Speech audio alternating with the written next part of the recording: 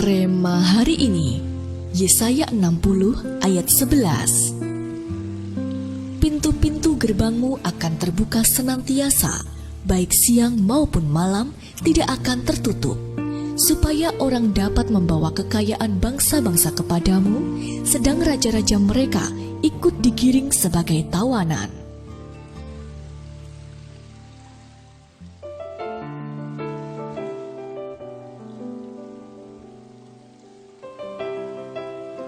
Pekerjaan iblis adalah mencuri, membunuh, dan membinasakan.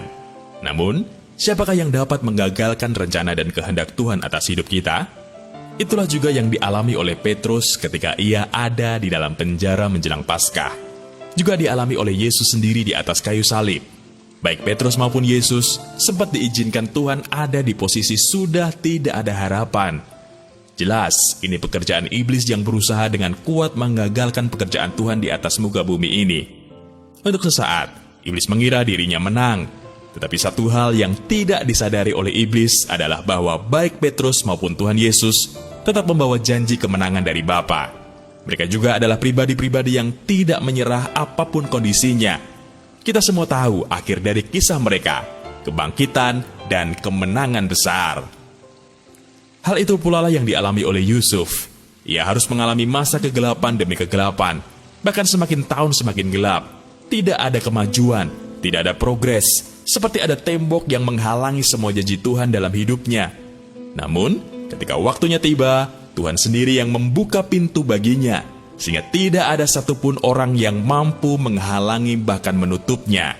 Kelepasan, pembebasan, pembelaan, bahkan kekayaan bangsa-bangsa ia terima dan nama Tuhan dipermuliakan melalui hidupnya.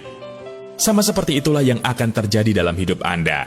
Paskah adalah bukti bahwa janji Tuhan ya dan amin.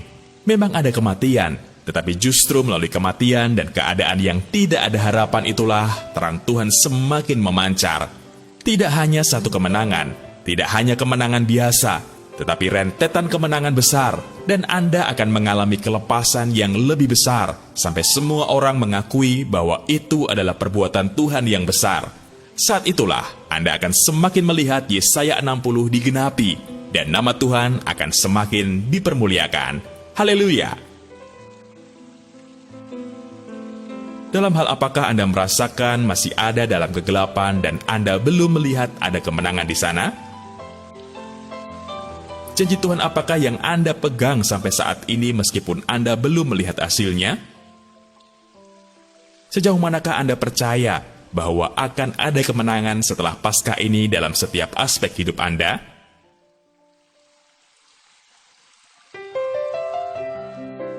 Bapa, terima kasih atas momen Paskah yang sudah kami lalui.